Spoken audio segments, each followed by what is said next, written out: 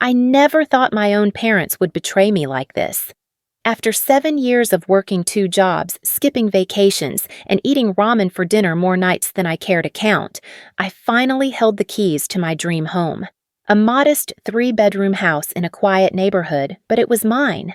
Every mortgage payment, every utility bill, every cent of the down payment came from my own sweat and sacrifice. Standing in my empty living room that September morning, sunlight streaming through windows I'd personally cleaned, I felt something I'd never experienced before: true ownership. The beige carpet might have been outdated and the kitchen cabinets definitely needed updating, but this was my sanctuary. My escape from years of cramped apartment living and noisy roommates. My phone buzzed against the kitchen counter. Mom. Amanda, honey, congratulations again on the house. It's absolutely beautiful. Her voice carried that particular tone she used when she wanted something. Oh, listen, I was wondering if we could chat about something important. Are you free this evening? Sure, Mom. Everything okay? A pause. Oh, it's nothing urgent, just family stuff. You know how it is. I should have known right then. In our family, family stuff was code for Amanda needs to sacrifice something. But I was riding high on home ownership bliss, arranging my furniture and planning which wall would hold my diploma. I'd worked so hard for this moment, graduating college while working full-time, then grinding through corporate life while tutoring kids on weekends. Every dollar mattered when you're saving for a house in this market. Of course we can talk, Mom. Want to come over and see the place properly? Actually, could you come to us? Your father and I have something we need to discuss with you in person. The first crack appeared that evening. I sat on their familiar couch, the same floral print from my childhood, while Mom fidgeted with her coffee mug and Dad cleared his throat repeatedly.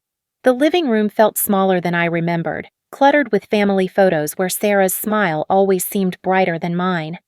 Amanda, Dad started, his voice careful. We need to ask a favor. Here it comes, I thought. Your sister is going through a rough patch right now.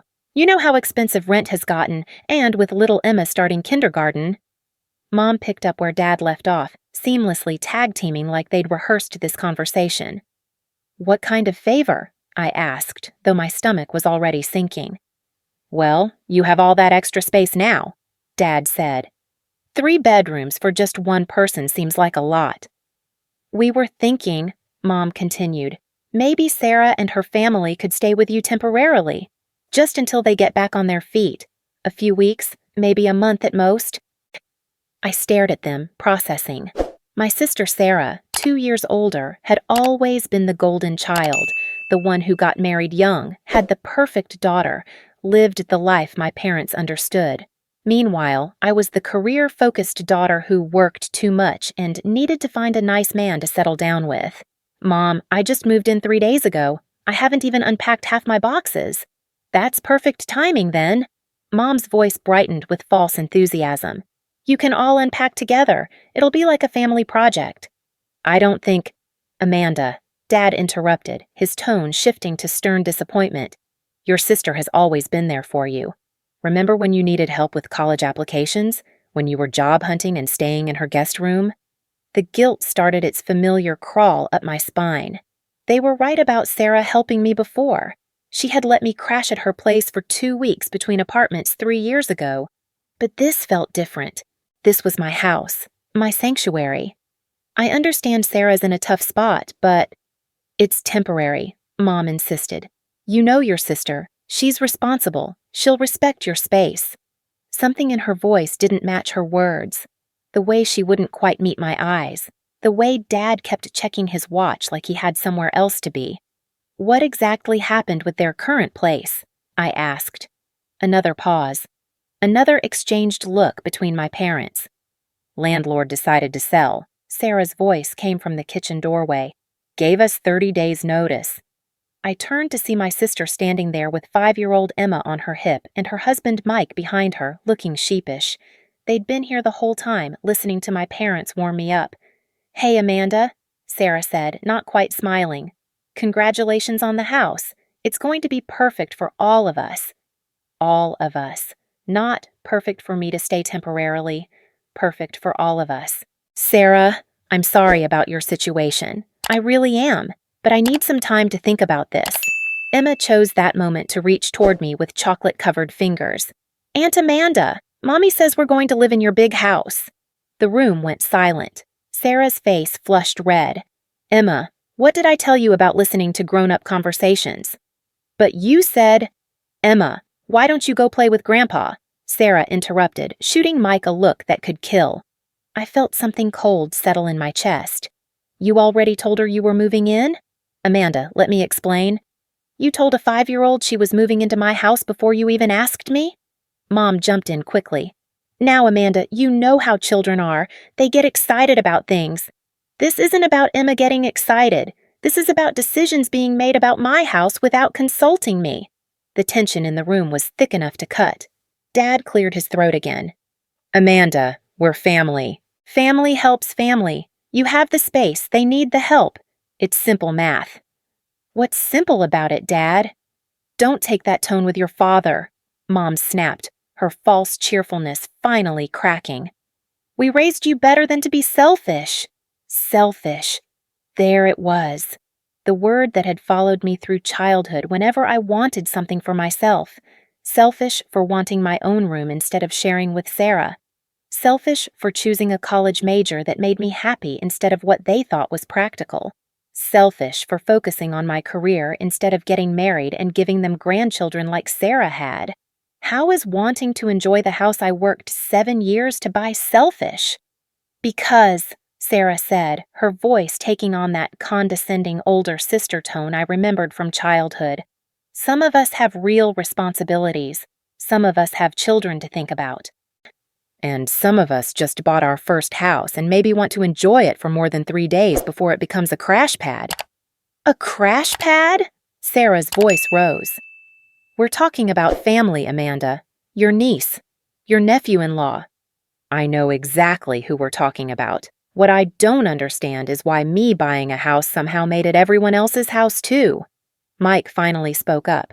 Amanda, we really appreciate this. We'll be the perfect housemates. You won't even know we're there.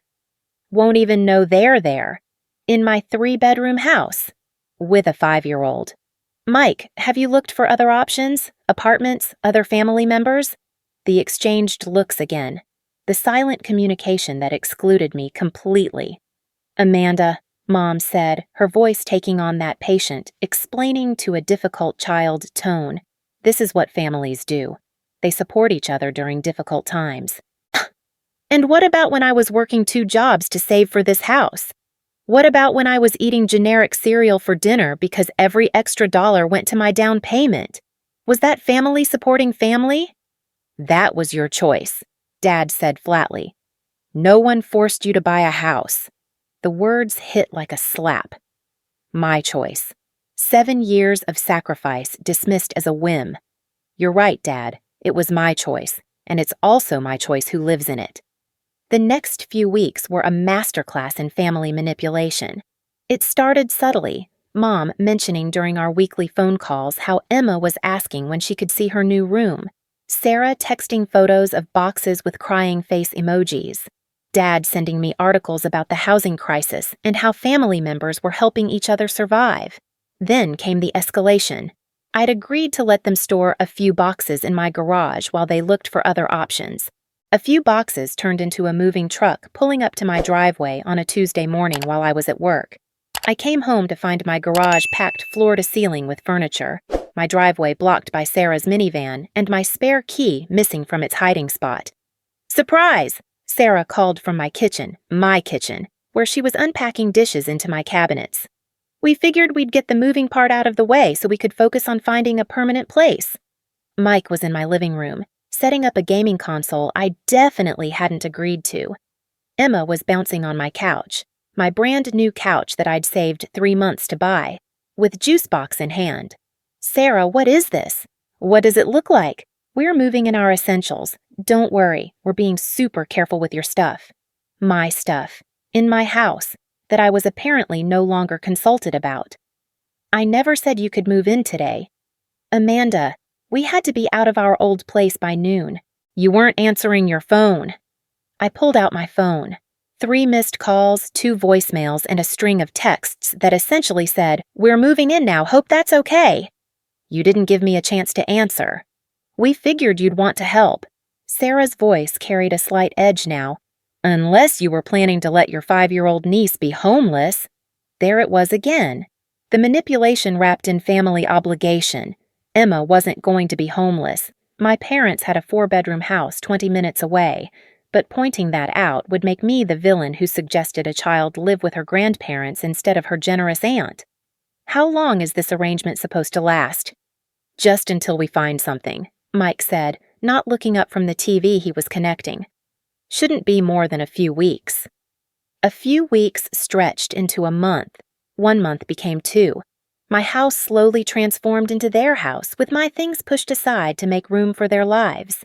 The coffee table I'd searched for in 6 different stores now held Emma's coloring books and Sarah's laptop. My carefully organized kitchen became a maze of unfamiliar appliances and Emma's snacks. But the real breaking point came when I realized they'd changed my Wi-Fi password and hadn't told me what it was. "Oh, Emma kept accidentally disconnecting it," Sarah explained when I asked. "Mike set up a new network. The password is Emma 2019. Emma 2019. In my house, on my internet, that I paid for." "Sarah, can we talk privately?" "Sure, what's up?" We stepped into my bedroom, the only space that still felt remotely mine, though I'd caught Emma in there twice playing with my jewelry box. "This arrangement isn't working for me." Sarah's face immediately hardened. "What do you mean?" "I mean, I feel like a guest in my own house. I come home from work and there's nowhere for me to sit because Emma's toys are everywhere. I can't cook dinner because Mike's always in the kitchen making his protein shakes. I can't relax because there's constant noise." "Amanda, she's 5 years old. Children make noise." "I understand that, but this is my house and I need some space that's just mine." "What are you saying exactly?" I took a deep breath. "I'm saying maybe it's time to start looking for your own place more seriously." Sarah stared at me for a long moment. "Are you kicking us out?" "I'm suggesting that 2 months of temporary help is enough and it's time for you to find a permanent solution." "Permanent solution?" Sarah's voice rose. "Amanda, do you have any idea how expensive rent is right now? We've been looking, but everything decent is asking for first month, last month, and security deposit up front. That's like $6,000 we don't have." "What about Mom and Dad? They have space." "They have Dad's office and Mom's craft room. Where exactly would we put Emma?" "Sarah, they raised 2 kids in that house. There's room." "So you'd rather see your niece sleeping on an air mattress in a craft room than let us stay in your guest rooms that you don't even use?" "That's not what I said." "That's exactly what you said." Sarah's eyes were bright with tears now, tears that would definitely be reported back to our parents. "I can't believe you're being this selfish." There was that word again. Selfish. How is wanting to live in the house I bought selfish? "Because family comes first, Amanda. At least it should."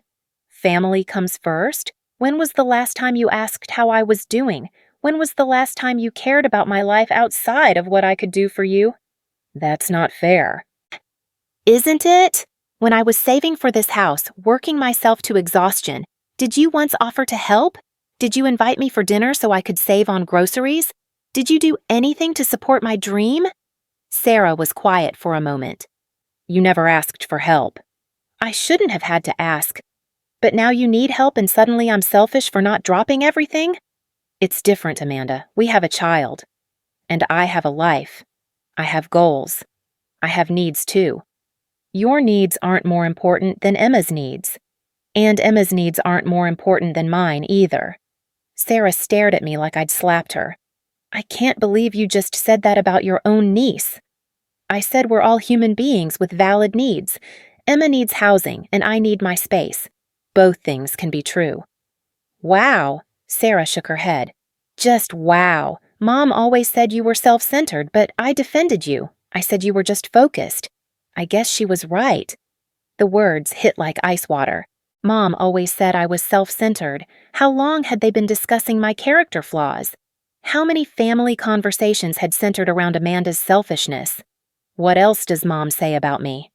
Nothing. Forget I said anything. No, Sarah. What else? Amanda, I'm not doing this with you. Does the whole family think I'm selfish? Sarah's silence was answer enough. That evening, I called my parents. Amanda, sweetheart. Mom's voice was artificially bright. How are things going with Sarah and the gang? That's what I wanted to talk about. This arrangement needs to end. A pause.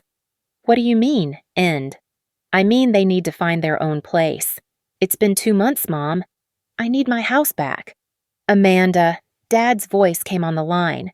They'd put me on speaker. What's brought this on? Has something happened? Nothing's happened. I just want to live in my own house. Honey, Mom said, they're family. You can't just kick family out on the street. I'm not kicking them out on the street. I'm asking them to find their own place. There's a difference. Is there? Dad asked. Because from where we're sitting, it looks like you're choosing a house over your family.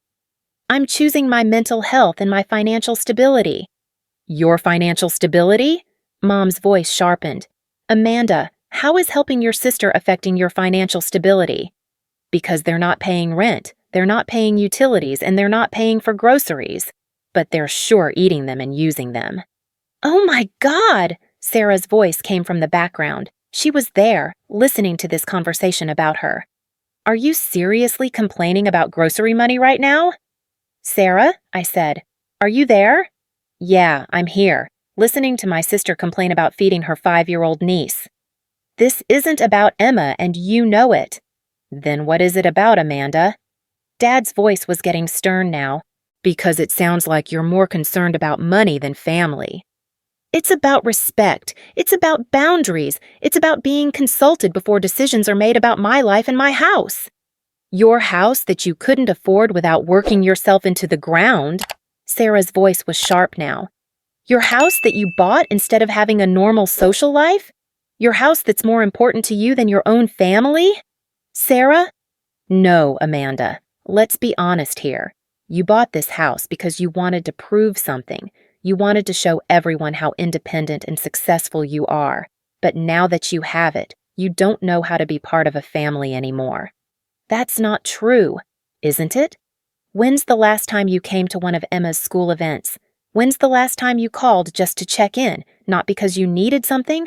When's the last time you acted like you cared about anyone other than yourself? The accusations hit like bullets. When was the last time I'd gone to Emma's school events? When was the last time I'd called without needing something? Had I become so focused on my goals that I'd forgotten how to be a sister, an aunt, a daughter? Amanda, Mom's voice was gentler now. We love you, but you've changed. Ever since you started this house obsession, you've become distant, cold. We're just trying to bring you back into the family. House obsession. 7 years of disciplined saving had become an obsession. Maybe, I said quietly, I've changed because I finally learned to value myself. Valuing yourself doesn't mean devaluing everyone else, Dad said. And loving my family doesn't mean sacrificing everything I've worked for. Sacrificing! Sarah's voice exploded through the phone. You call letting your family stay in your empty guest rooms a sacrifice? Do you know what sacrifice is, Amanda? Sacrifice is working 3 part-time jobs while pregnant because your husband got laid off. Sacrifice is giving up your dreams because you have a child to feed. Sacrifice is asking your baby sister for help and getting a lecture about boundaries instead. Sarah, I never said I wouldn't help. Then what exactly are you saying? I took a deep breath. This was it. The moment I either stood up for myself or caved to the pressure like I had my entire life. I'm saying that helping doesn't mean giving up everything. I'm saying that 2 months was generous, and now it's time for you to take responsibility for your own situation. Silence. Long, heavy silence. Wow, Mom finally said. Just wow. Amanda, Dad's voice was cold now. I hope that house keeps you warm at night, because this attitude is going to leave you very alone. Maybe alone is better than being used. Used? Sarah screamed. Are you calling us users? I'm calling this situation unsustainable. Fine, Sarah said, and I could hear tears in her voice. Fine. We'll be out by the end of the week. And don't expect us to come crawling back when you realize how empty that perfect house is without family in it. Sarah! But the line was dead. I sat in my kitchen, my actual kitchen for once, staring at my phone. The silence felt different now. Not peaceful, but hollow. For the first time since I'd bought the house, I was completely alone in it, and I had never felt more uncertain about anything in my life. The silence that followed their departure was deafening. For 3 days, I wandered through my house like a ghost, second-guessing every decision I'd made. The guest rooms sat empty, beds perfectly made, no sign that a family had lived there for 2 months. I should have felt relieved. Instead, I felt hollow. My phone buzzed constantly, texts from Mom about how disappointed she was, calls from Dad that I let go to voicemail, and radio silence from Sarah. The family group chat, which I hadn't even realized existed until I saw the notification that I'd been removed from it, became a phantom limb I kept reaching for. On Thursday evening, as I sat eating dinner alone at my kitchen table, my best friend Jessica called. "Hey, stranger. Haven't heard from you in weeks. How's the new house?" I paused, not sure how to explain the last 2 months without sounding completely insane. "It's complicated." "Complicated how? Did you find out it's haunted or something?" Despite everything, I laughed. "No, nothing that simple. My family kind of moved in without asking, and I just asked them to leave, and now everyone thinks I'm the worst person alive." "Wait, what? Back up. Your family moved into your house?" I told her everything, the manipulation, the guilt trips, the way my house had stopped being mine the moment they arrived. Jessica listened without interrupting, making small sounds of disbelief at all the right moments. "Amanda," she said when I finished, "are you kidding me right now? I know it sounds crazy.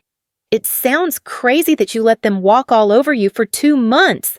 This isn't normal family behavior. This is manipulation, pure and simple. But maybe they're right. Maybe I am being selfish." "Selfish? Selfish?" Jessica's voice rose. "Amanda, you worked your ass off for 7 years to buy that house. You earned every square foot of it.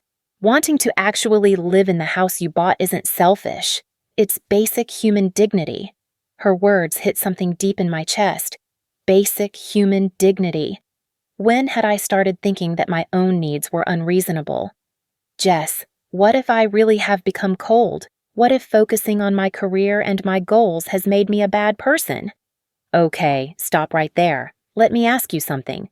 When I was going through my divorce last year, who showed up at my apartment with wine and tissues every Friday night for 3 months? That's different. When my mom was in the hospital, who took vacation days to drive me to and from the hospital because I was too stressed to drive? Jessica. When I lost my job, who let me stay on her couch rent-free for 6 weeks while I got back on my feet? I was quiet. I remembered all of those things, but they felt different somehow, smaller. "That was you, Amanda, every single time. You've been there for everyone who actually needed help. The difference is, I never moved into your space and took over your life. I never made you feel guilty for having boundaries. But they're family. So what? Family doesn't give you the right to use people. Family doesn't mean you get to override someone's autonomy just because you share DNA." That night, I couldn't sleep. I kept thinking about Jessica's words and about patterns I'd never noticed before. How many times had I been the one who gave up what I wanted for family peace? How many of my decisions had been influenced by the fear of being called selfish? I pulled out my laptop and started researching. Family boundary violations, emotional manipulation tactics, financial abuse by family members. What I found made my stomach churn. There were entire forums of people describing situations identical to mine. Adult children whose families treated their success as communal property. People who'd been conditioned to believe that saying no to family made them bad people. I read story after story of people who'd been financially exploited by relatives, who'd had their homes taken over, who'd been guilt-tripped into sacrificing their own well-being for others' convenience. The language was eerily familiar. Words like selfish, ungrateful, not a team player. One post in particular stopped me cold. My parents always told me I was selfish for wanting things for myself. It took me 40 years to realize that selfish was their word for having boundaries. They'd rather call me names than examine their own behavior. I slammed the laptop shut, heart racing. Was that what had happened to me? Had I been conditioned to see my own needs as character flaws? The next morning, I called in sick to work and drove to my old college campus. Dr. Martinez, my favorite psychology professor, still had office hours on Fridays. I wasn't sure what I expected from the visit, but I needed to talk to someone who understood human behavior without having a stake in my family drama. "Amanda!" Dr. Martinez smiled when she saw me. "What a pleasant surprise! How have you been?" I sat in the familiar chair across from her desk and told her everything.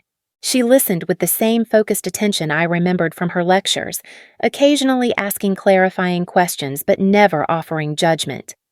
"Amanda," she said when I finished, "you mentioned the word selfish several times. Who first taught you that wanting things for yourself was selfish?" My parents, I guess. They always said I needed to think about others more. And when you were growing up, what happened when you expressed wants or needs that conflicted with what your family wanted? I thought back to childhood. Wanting my own room but being told sharing was more important. Wanting to take art classes but being told they were impractical. Wanting to go to the prom but being told the money should go towards Sarah's wedding fund instead. I was told I was being selfish. That family comes first. And what did you learn to do with your wants and needs after that? I learned not to have them, or at least not to voice them. Dr. Martinez nodded. "Amanda, what you're describing sounds like a pattern of emotional conditioning. You were taught that your individual needs were less important than family harmony. You learned to suppress your own wants to avoid conflict. But isn't that what families do? Compromise and sacrifice for each other? Healthy families do compromise. But compromise means everyone gives something up, not one person consistently sacrificing while others consistently take. What you're describing isn't compromise. It's a pattern where your needs are systematically devalued." I felt tears starting. "So what do I do now? They all hate me."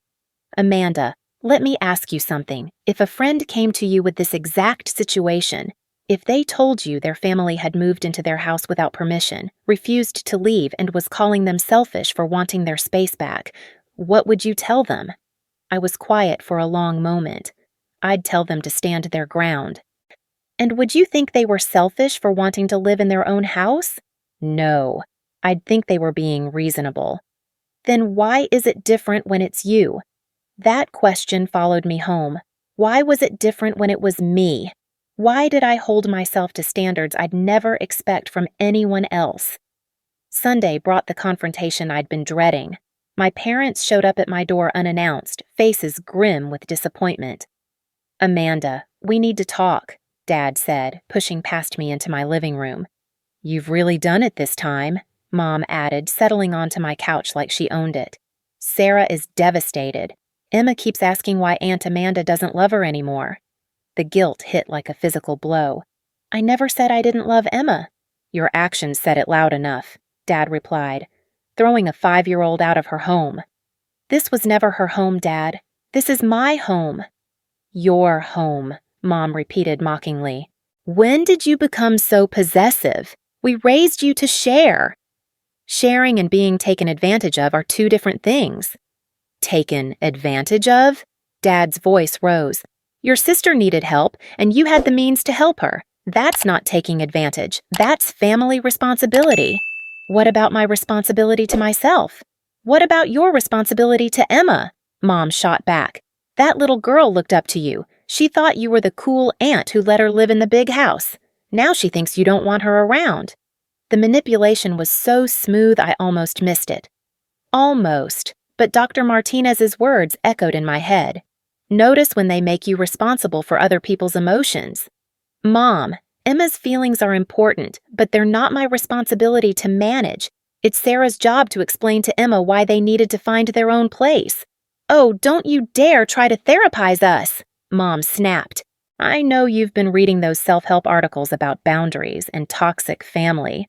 Don't think we don't know where this attitude is coming from. You mean the attitude where I think I have the right to make decisions about my own life?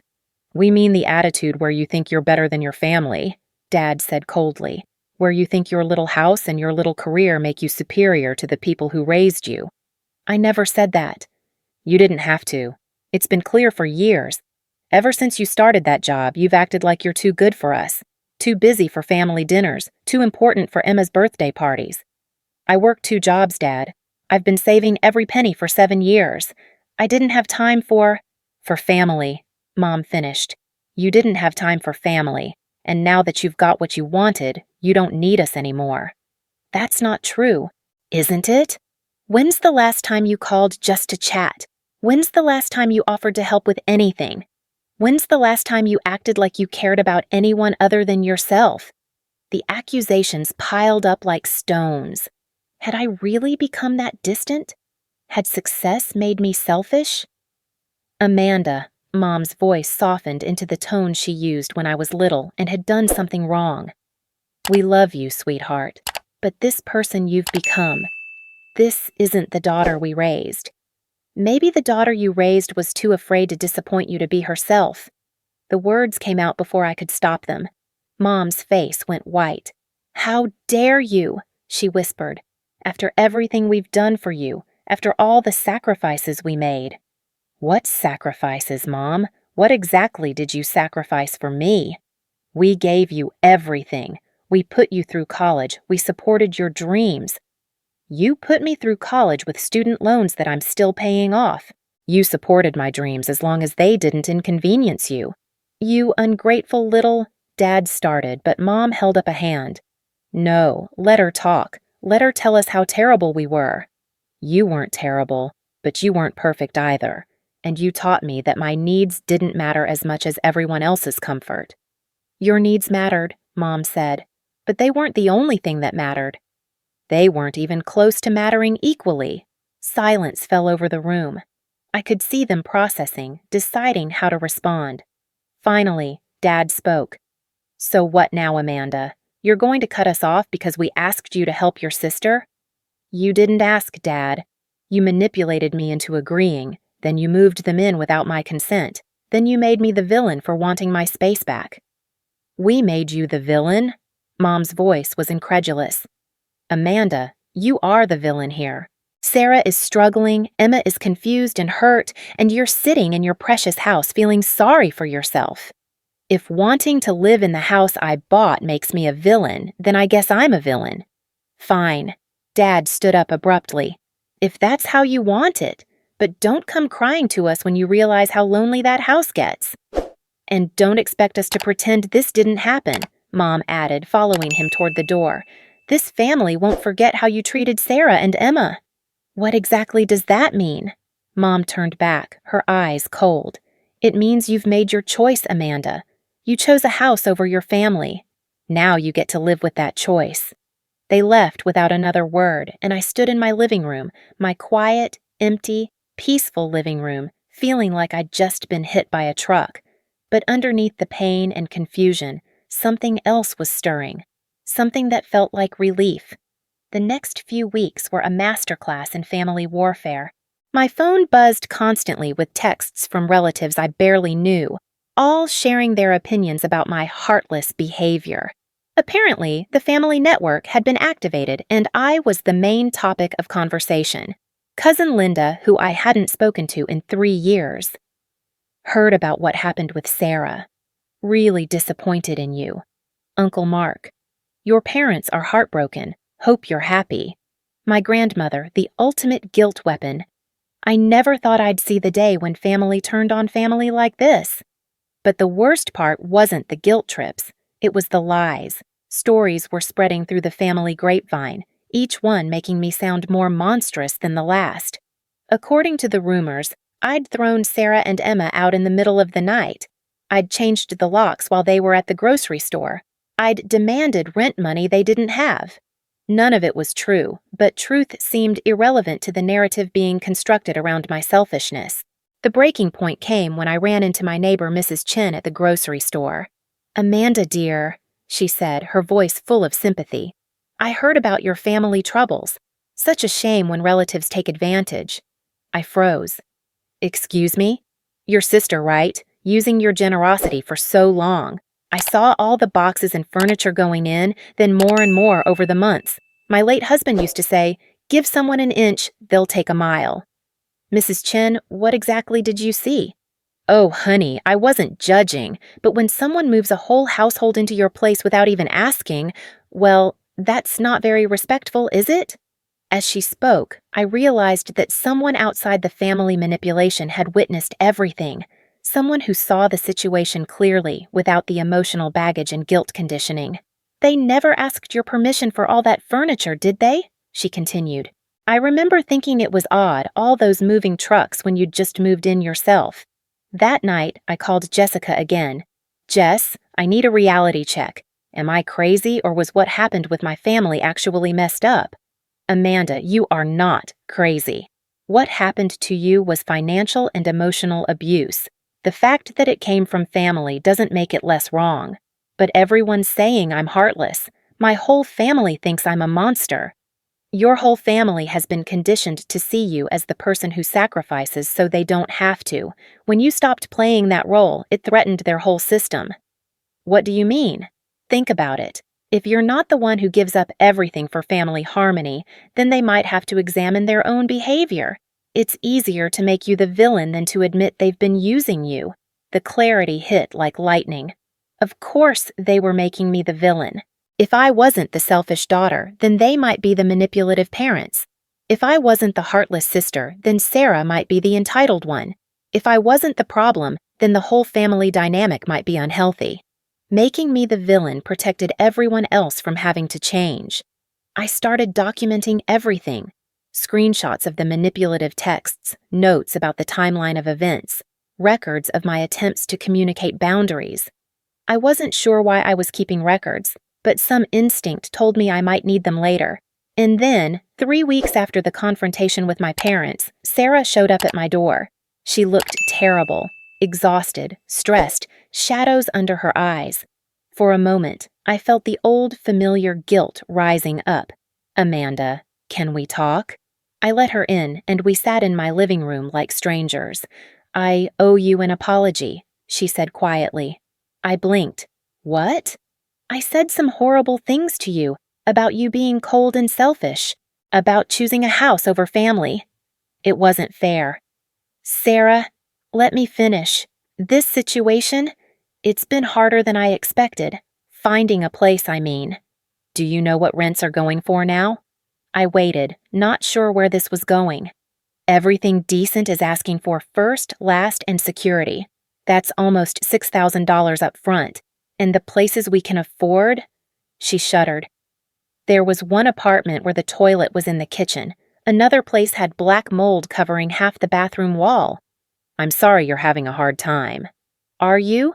She looked at me searchingly. Because part of me wondered if you were hoping we'd suffer a little, as payback for inconveniencing you. The accusation stung because there was a tiny grain of truth to it. Part of me had hoped they'd realize how good they'd had it in my house.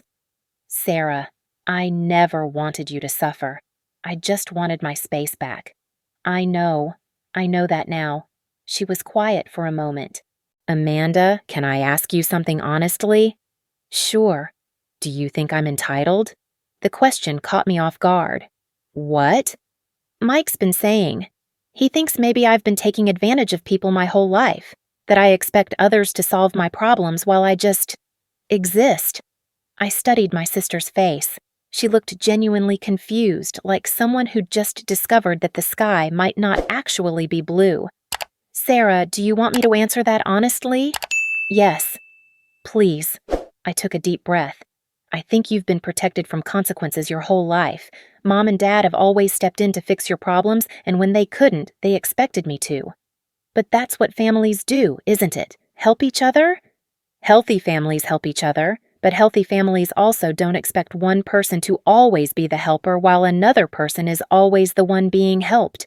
Sarah was quiet for a long time. I never thought of it that way. Did you know that Mom and Dad have never asked you to help me with anything? Not once in my entire adult life. That's not true. When have they asked you to sacrifice something to help me? Sarah opened her mouth to respond, then closed it, then opened it again. I don't. When I was saving for this house, working myself to exhaustion, did they ever suggest that you help me? Maybe have me over for dinner to save me grocery money? Maybe watch my car payments for a month so I could put more toward my down payment? You never asked for help. Neither did you, Sarah. You just expected it. The words hung in the air between us. I watched my sister's face cycle through confusion, realization, and something that might have been shame. "Oh my God," she whispered. "Oh my God, you're right." Sarah, no, you are. You're absolutely right. I always assumed that if someone could help, they would want to. I never thought about what it cost them. It was the first real conversation we'd had in years, maybe ever. Sarah, I do love you, and I love Emma, but I can't be your solution to every problem. I know that now. She wiped her eyes. Amanda, I found us a place. It's not perfect, but it's ours. We're moving in next week. That's great. I'm happy for you. Are you? Really? Yes, really. I want you to be independent and happy. I just needed you to be independent and happy somewhere else. She laughed, despite her tears. That's fair. As she was leaving, she turned back. Amanda? For what it's worth, I think you were right to kick us out. I would have stayed forever if you'd let me, and that wouldn't have been good for any of us. But Sarah's apology didn't extend to the rest of the family. If anything, the attacks intensified. My parents were furious that I'd turned Sarah against them and accused me of manipulating her into feeling guilty. The final straw came at Emma's 6th birthday party, which I learned about through Facebook since I hadn't been invited. The photos showed a big celebration at my parents' house with extended family I hadn't seen in years. The caption read, "So grateful for family who truly love and support each other." The message was clear. I was no longer part of the family that truly loved and supported each other. But instead of the crushing guilt I expected to feel, I felt something else entirely. Relief, freedom. The weight of constantly trying to earn their approval had been lifted from my shoulders. That night, I sat in my living room, my peaceful, organized, quiet living room, and felt at home for the first time since I'd bought the house. This was my space. These were my things, arranged the way I wanted them. This was the life I'd worked 7 years to build. My phone sat silent on the coffee table. No guilt trips, no emergency calls, no demands for immediate help. Just silence. And it was beautiful. Jessica came over the next weekend to help me rearrange furniture. We'd decided to turn one of the guest rooms into a home office and the other into a proper guest room for friends who actually asked before visiting. "How are you feeling about everything?" she asked as we moved my desk into the smaller bedroom. "Honestly, better than I expected. It's weird not being in constant communication with my parents, but it's also peaceful." "Any regrets?" I thought about it seriously. I regret that it had to happen this way. I wish they could have respected my boundaries without me having to cut them off, but I don't regret standing up for myself. Good, because what you did took real courage. As we worked, I found myself thinking about the future. For the first time in my adult life, I was making decisions based solely on what I wanted, not on what would avoid family conflict. It was terrifying and exhilarating at the same time. "Jess, can I tell you something?" "Of course." "I'm thinking about taking that promotion at work, the one that would require traveling." "The one you turned down last year because your parents said it would take you away from family too much?" "Yeah, that one." Jessica grinned.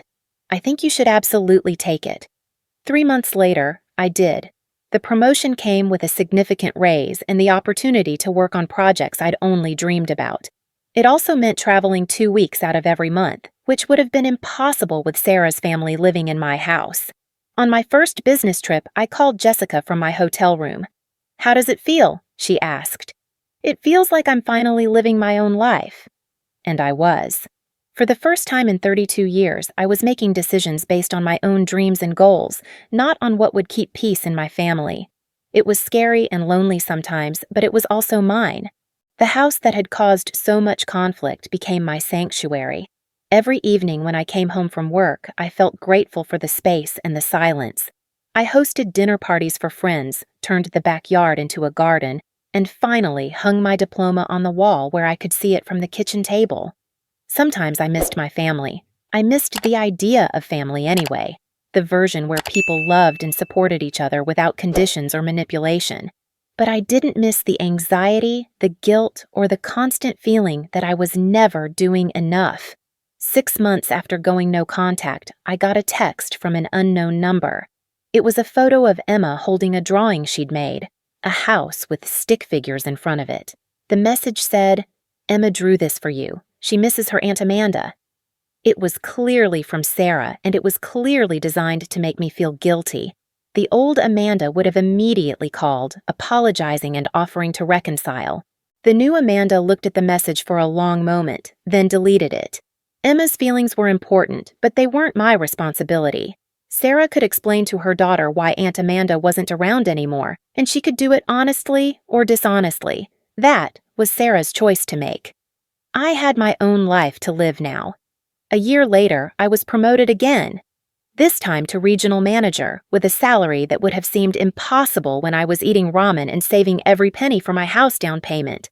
I celebrated by renovating my kitchen and finally buying the dining room set I'd been wanting. That weekend, as I sat at my new table eating breakfast and reading the paper in peaceful silence, my doorbell rang. Through the window, I could see my father standing on my porch, looking older and more uncertain than I'd ever seen him. I took a deep breath and opened the door. "Hi, Dad." "Amanda." He nodded stiffly. "You look well." "Thanks. What brings you here?" "I came to talk. If you have a few minutes." I considered saying no. I considered telling him that showing up unannounced wasn't acceptable after a year of no contact, but curiosity won out. "Okay, come in." We sat in my living room, and I waited for him to speak. The silence stretched between us, uncomfortable and heavy. "Your mother doesn't know I'm here," he finally said. "Okay." "She's still angry, still thinks you owe us an apology." "And what do you think?" He was quiet for a long moment. "I think maybe we handled things wrong." It wasn't a full apology, but it was more accountability than I'd ever heard from him. "Dad, why are you here?" "Because I miss my daughter." His voice cracked slightly. "Because this family has been falling apart ever since you left, and I'm starting to wonder if maybe you were the glue holding us together." "What do you mean?" "Sarah and your mother have been fighting constantly. About money, about Emma, about everything. And without you there to be the problem, they've started blaming each other for things." I almost smiled. "Of course.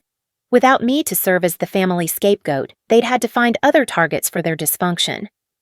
"Dad, I was never the glue holding the family together. I was the person everyone dumped their problems on so they didn't have to deal with each other." "Maybe you're right. Maybe we did lean on you too much." "You think?" He looked around my living room, at the new furniture, the artwork I'd chosen, the space that was entirely mine. "You've done well for yourself," he said quietly. "This place looks like you." "Thanks." "Amanda, is there any chance? Could we try again? Could we find a way to be a family again?" I looked at my father, really looked at him. He seemed smaller somehow, diminished. The authority figure who had loomed so large in my childhood looked like just a tired old man. "Dad, what would that look like? What would be different?" "I don't know, but I know I don't want to lose you forever." "You didn't lose me, Dad. You pushed me away. There's a difference."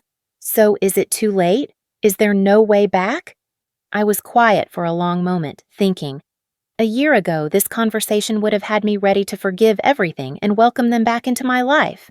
But a year of peace had shown me what life could be like without constant drama and manipulation. "Dad, I'm not the same person I was a year ago. I've learned to value myself and my boundaries. If you want a relationship with me, it has to be on different terms." "What kind of terms?" "Terms where my decisions about my life are respected. Terms where I'm not expected to solve everyone else's problems.